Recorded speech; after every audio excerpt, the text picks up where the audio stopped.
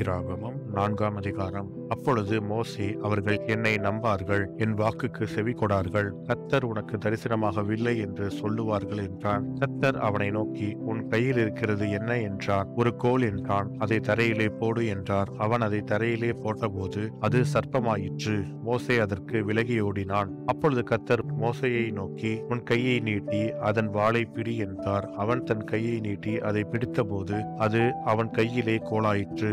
ஆபிரகாமின் தேவனும் ஈசாக்கின் தேவனும் யாக்கோபின் தேவனுமாயிருக்கிற தங்கள் பிதாக்களுடைய தேவனாய கர்த்தர் உனக்கு தரிசனமானதை அவர்கள் நம்புவதற்கு இதுவே அடையாளம் என்றார். மேலும் கர்த்தர் அவனை நோக்கி, உன் கையை உன் மடியிலே போடு என்றார். அவன் தன் கையை தன் மடியிலே போட்டு அதை வெளியே எடுக்கும் போது இதோ அவன் கை உறைந்த மலையைப் போல வெண்குஷ்டம் பிடித்திருந்தது.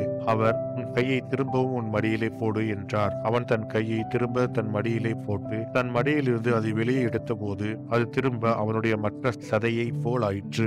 அப்பொழுது அவர், முந்தின அடையாளத்தை அவர்கள் கண்டு உன்னை நம்பாமலும் உனக்கு செவி கொடாமலும் போனால் பிந்தின அடையாளத்தை கண்டு நம்புவார்கள். இவ்விரண்டு அடையாளங்களையும் அவர்கள் நம்பாமலும் உன் வாக்குக்கு செவி கொடாமலும் இருப்பார்களானால் அப்பொழுது நீ நதியின் தண்ணீரை மோண்டு நிலத்தில் ஊற்றுவாயாக. நதியில் மோண்ட தண்ணீர் வெட்டாந்தரையிலே இரத்தமாகும் என்றார். அப்பொழுது மோசே கர்த்தரை நோக்கி, ஆண்டவரே, இதற்கு முன்னாவது தேவரீர் உமது அடியானோடே பேசினதற்கு பின்னாவது நான் வாக்கு வல்லவன் அல்ல, நான் திக்குவாயும் மந்தனாவும் உள்ளவன் என்றான். அப்பொழுது கர்த்தர் அவனை நோக்கி, மனுஷனுக்கு வாயை உண்டாக்கினவர் யார்? ஊமையனையும் செவிடனையும் பார்வையுள்ளவனையும் குருடனையும் உண்டாக்கினவர் யார்? கர்த்தராகிய நான் அல்லவா?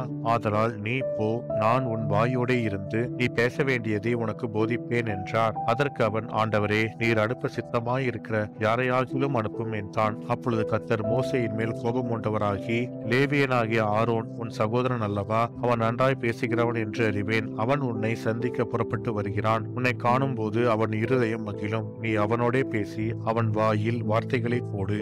நான் உன் வாயிலும் அவன் வாயிலும் இருந்து நீங்கள் செய்ய வேண்டியதை உங்களுக்கு உணர்த்துவேன். அவன் உனக்கு பதிலாக ஜனங்களோடே பேசுவான். இவ்விதமாய் அவன் உனக்கு வாயாக இருப்பான். நீ அவனுக்கு தேவனாக இருப்பாய். இந்த கோலையும் உன் கையிலே பிடித்துக் கொண்டு போ. இதனால் நீ அடையாளங்களை செய்வாய் என்றார். மோசே தன் மாமனாகிய எத்திரோவின் இடத்துக்கு வந்து, நான் எகிப்தில் இருக்கிற என் சகோதரரிடத்துக்கு திரும்பி போய் அவர்கள் இன்னும் உயிரோடு இருக்கிறார்களா என்று பார்க்கும்படி புறப்பட்டு போக உத்தரவு தர வேண்டும் என்றான். அப்பொழுது எத்திரோ மோசேயை நோக்கி, சுகமாய் போய் வாரும் என்றான். பின்னும் கர்த்தர் மீதியானிலே மோசேயை நோக்கி, நீ எகிப்துக்கு திரும்பி போ, உன் பிராணனை வாங்க தேடின மனிதர் எல்லாரும் இறந்து போனார்கள் என்றார். அப்பொழுது மோசே தன் மனைவியையும் தன் பிள்ளைகளையும் கழுதையின் மேல் ஏற்றிக்கொண்டு எகிப்து தேசத்துக்கு திரும்பினான். தேவனுடைய கோலையும் மோசே தன் கையிலே பிடித்துக் கொண்டு போனான். அப்பொழுது கர்த்தர் மோசேயை நோக்கி, நீ எகிப்திலே திரும்பி போய் சேர்ந்த பின் நான் உன் கையில் அளித்திருக்கிற அற்புதங்கள் யாவையும் பார்வோனுக்கு முன்பாக செய்யும்படி எச்சரிக்கையாயிரு. ஆகிலும் நான்